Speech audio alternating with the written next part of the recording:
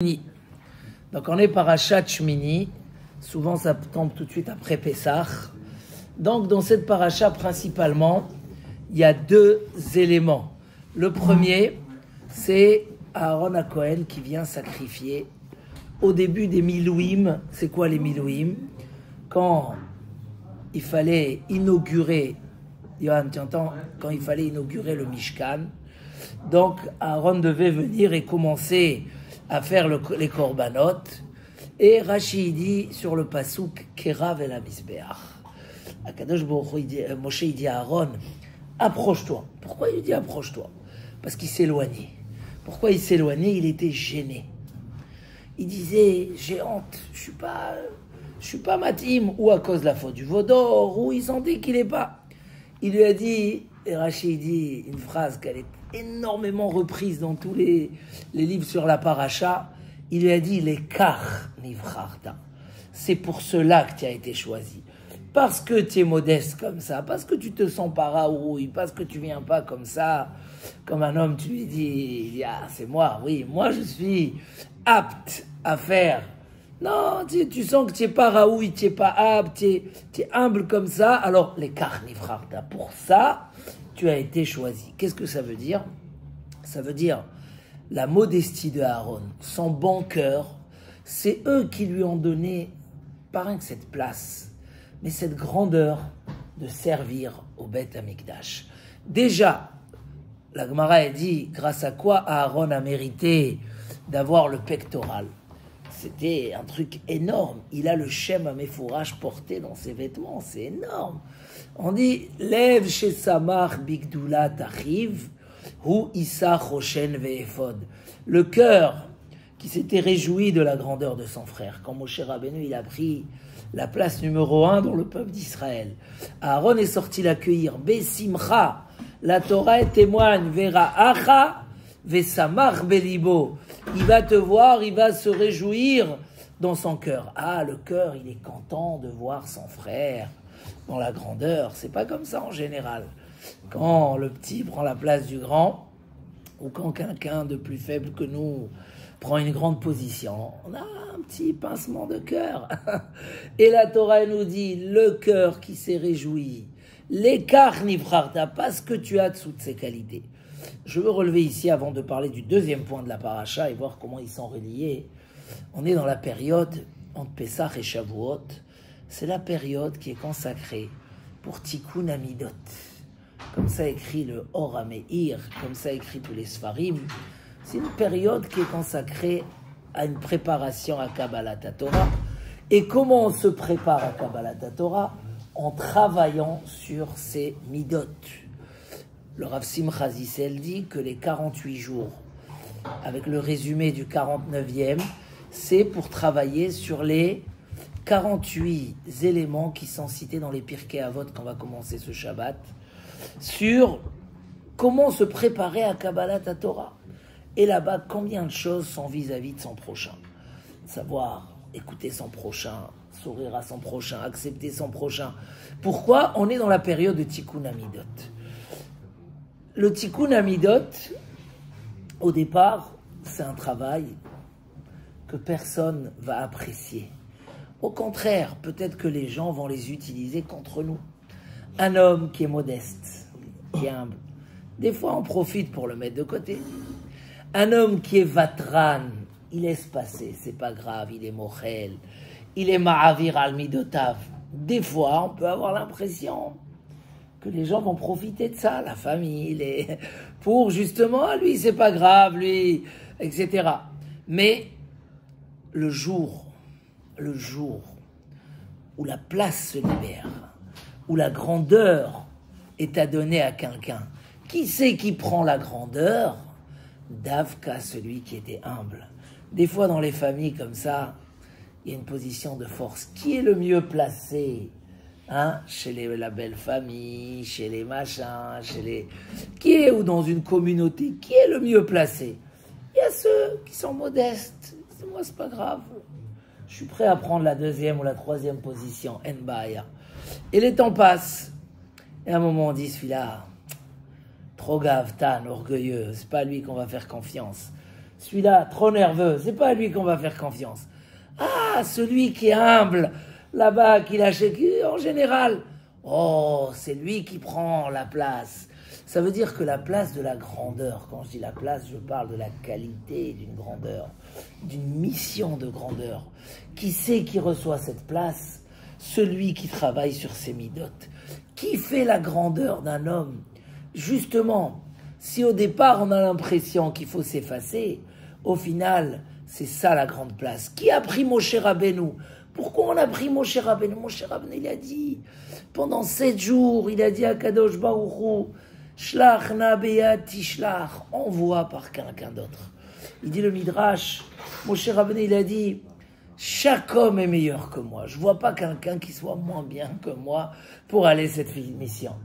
Et Akadosh Baruch Hu, quand il nous dévoile qui est Moshe Rabbeinu, Ve'aish Moshe Anav, qui est la personne qui a pris la plus grande grandeur dans le clan d'Israël, le transmetteur de la Torah, celui qui est monté sur le mont Sinaï au moment de Kabbalat Torah.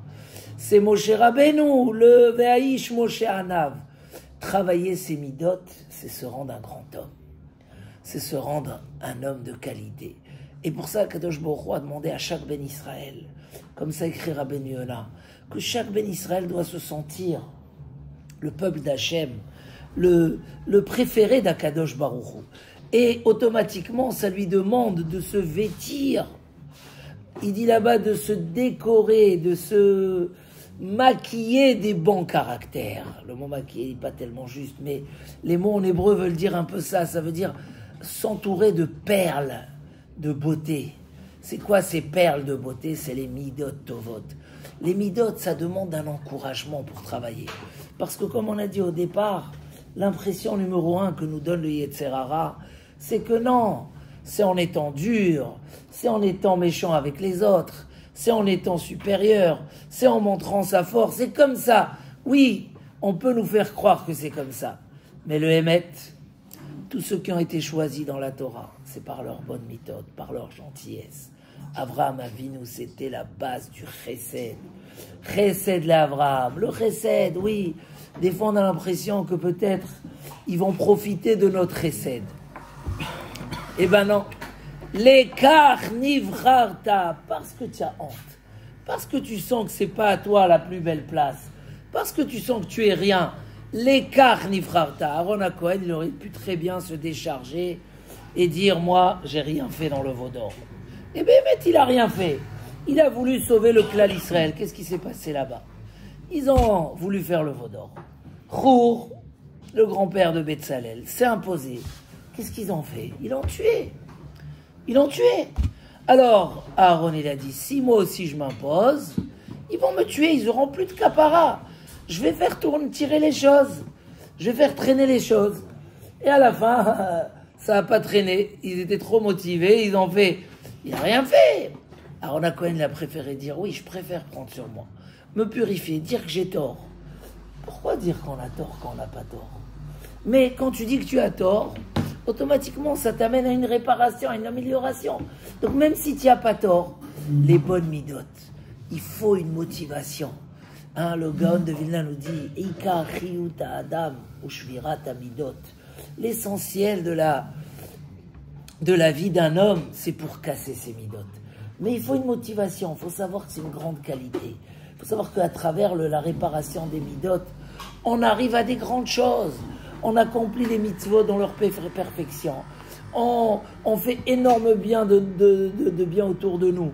Les midotes. Combien le shalom baïd dépend des midotes. Et des fois, comme il m'a dit hier soir, il faut être la serpillère. La serpillère, on dit en hébreu sponja. C'est... Qui nous a demandé? Non, c'est pas dans le sens péjoratif. Il faut être prêt à être la serpillère pour justement finalement être le roi de la maison.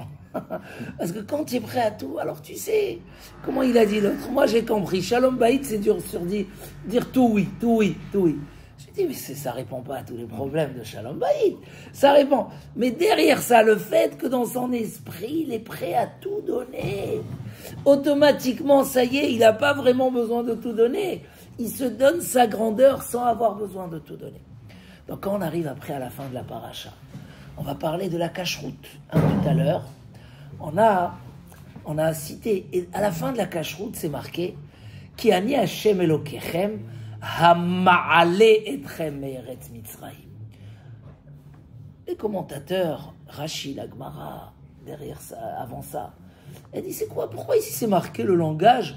C'est moi qui vous a fait monter. Partout c'est marqué Ki ani Hashem Hotzeti etchem. On dit tous les matins. Ani Hashem. Pourquoi là c'est marqué dans la cacheroute? Car c'est moi qui vous a fait monter. Il dit Rashi. Ma'alai gabayu. C'est une montée de qualité. Et il dit Rabbi Ishmael, il a dit à Kadosh Baruch Hu, si rinc, je vous avais fait monter d'Égypte, que pour ça, que vous soyez pur de corps, que votre corps soit purifié de tous les animaux cruels, en éliminant avec ça tout ce qui est caractère de cruauté, tous les poissons fainéants, en éliminant la fainéantise qui détruit la personne en douceur, parce qu'il n'a rien envie de faire. Si rien que ça, déjà, vous serez des grands hommes. Si vous faites attention à la cacheroute, alors vous êtes déjà des grands hommes. Même s'il n'y avait que ça dans la Torah, déjà ça serait suffisant, il dit Rabbi Ishmael. Pourquoi? Parce que quand on travaille sur la cacheroute, quelque part, ça ressemble à ce qu'on a parlé au niveau des midot. Il dit le Messilat Yesharim, la cacheroute c'est très grave, parce que ça devient une partie de ta chair et de ton sang et de ton corps, et ça t'intègre dans tes caractères. Donc, il dit pour ça, c'est comme du poison. Quand il y a un doute, c'est cachère ou c'est pas cachère, tu dois dire, s'il y avait un risque de poison, tu prends ou pas? Tu prends pas. Alors s'il y a, regarde, l'autre jour on a fait sortir du poulet, des parguites pour la fête, et à un moment il y a une odeur qui sort comme ça. Il y avait plusieurs barquettes. Alors, on dit peut-être parce que des fois quand tu ouvres, tu sais, il y a un effet. Il y a une barquette où c'était pas parfait. Après que tu as ouvert, que tu as aéré, ça allait. Tout de suite poubelle. Tu prends pas de risque parce que, non, peut-être c'est juste une impression. Miyad, poubelle, pourquoi? Mais tu l'as dégelé depuis hier soir et peut-être tu n'auras pas assez. Non. Quand il y a, des fois la cacheroute, c'est un peu ça. Je parle pas de la cacheroute de base parce que, Baruch Hashem, on est rodé. Mais il y a des niveaux de cacheroute. Et des fois, Franck, il m'envoie une photo.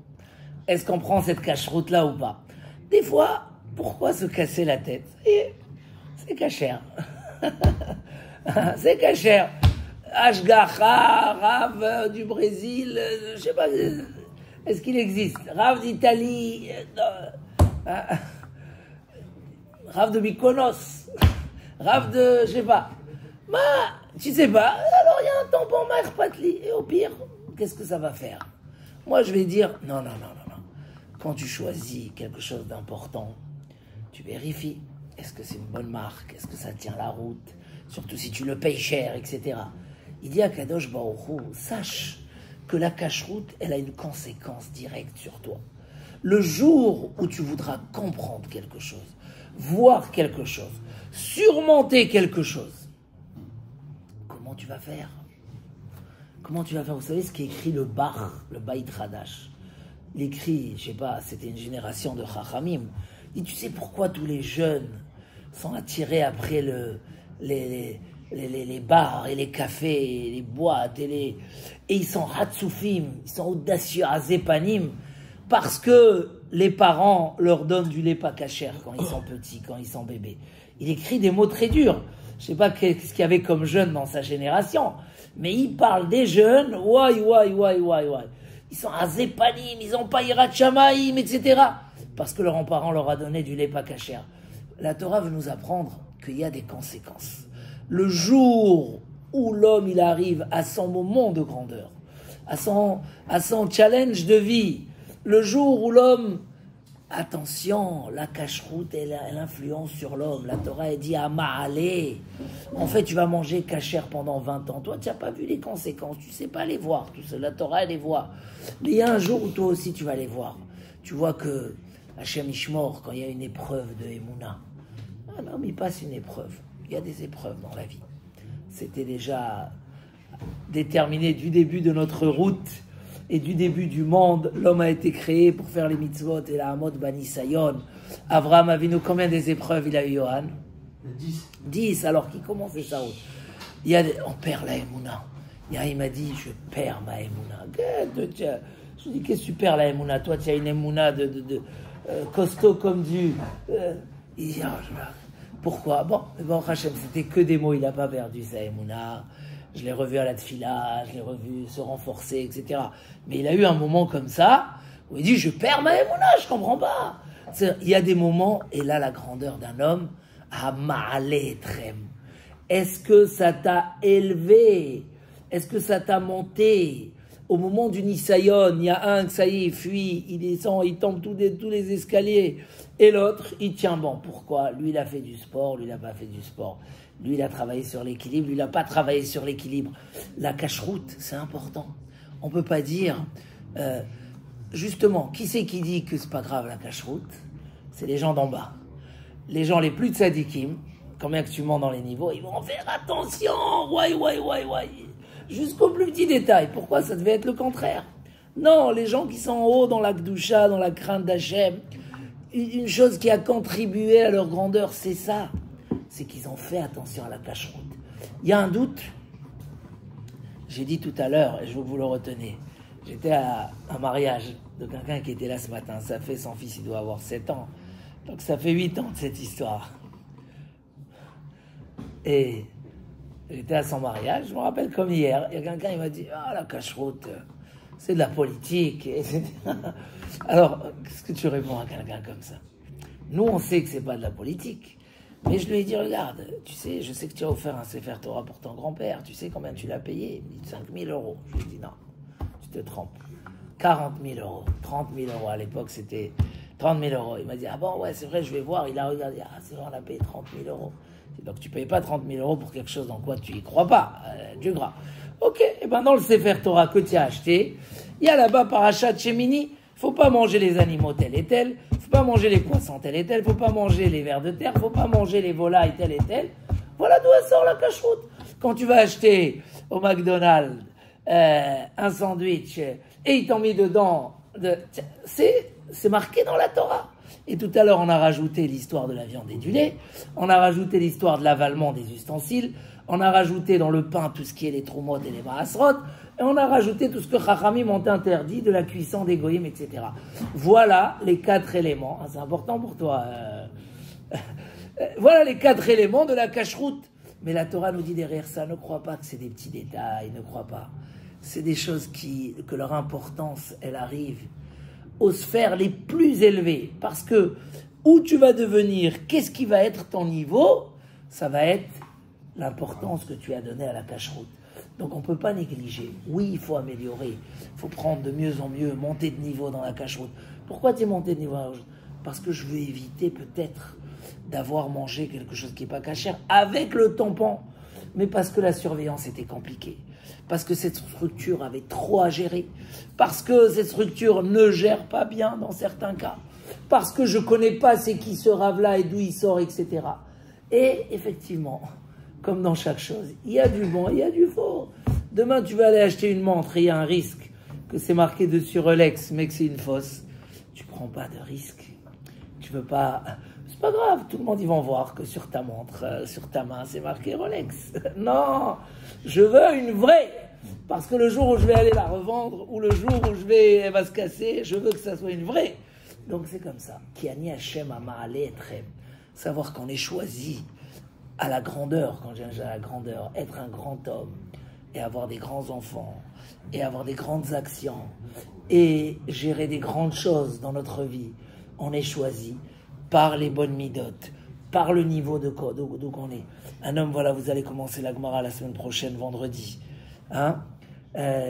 Comprendre la Gemara, des fois, c'est... Combien de gens avaient les lunettes noires quand ils venaient étudier la Gemara, ils ne comprenaient plus, ce n'est pas possible. On leur a dit parce que, voilà, tu as mangé pas cachère, tu n'as pas réparé ce que tu as mangé. La purification. On voit par exemple, l'autre jour, hier il a dit la halakha dans un betrabad, il a lu la halakha, puisqu'on parle aussi un peu de pureté, ces parachiotes là, il dit, allez au mikvé, c'est purifié pour pouvoir, quand tu viens faire ta tfila, avoir une connexion avec Hachem, etc. Alors c'est vrai que le mikvé n'est pas une mitzvah pour les hommes, N'est pas une ça tant qu'il n'y a pas le Beth Amikdash. Quand il y avait le Beth Amikdash, oui. Mais c'est vrai que, par exemple, c'est bien d'aller au mikvé le vendredi, avant les fêtes, dans des moments particuliers. Mais il y a certains qui vont tous les jours. Tu dis pourquoi? Parce que après ta tefila, elle a une autre dimension. Faut pas négliger les choses qui nous donnent le niveau d'être. Quand quelqu'un il vient, il te fait une fête extraordinaire qui a coûté très cher, tu sais que son niveau de vie, à moins que c'est un fou, son niveau de vie est assez élevé. Il a préparé, il a ce qu'il faut, donc il peut être dans ce standing. C'est pas, ça témoigne quelque chose. Un homme qui veut un standing spirituel assez élevé et avoir des ouvertures, et avoir une clarté d'esprit, et voir vrai, et avoir la émouna, et être de plus en plus grand, Torah Hama'ale, c'est une échelle. Comment tu vas monter dans l'échelle? Rigueur dans la cache-route, un travail sur ses midotes, vouloir être l'homme qu'on peut dire sur lui, tu es la fierté de Dieu. Israël, Asher Becha et Pa'ar. Voilà vers où nous amène cette paracha, Bezrat Hashem. Chazak, Chazak, Benit Chazek, Bezrat Hashem.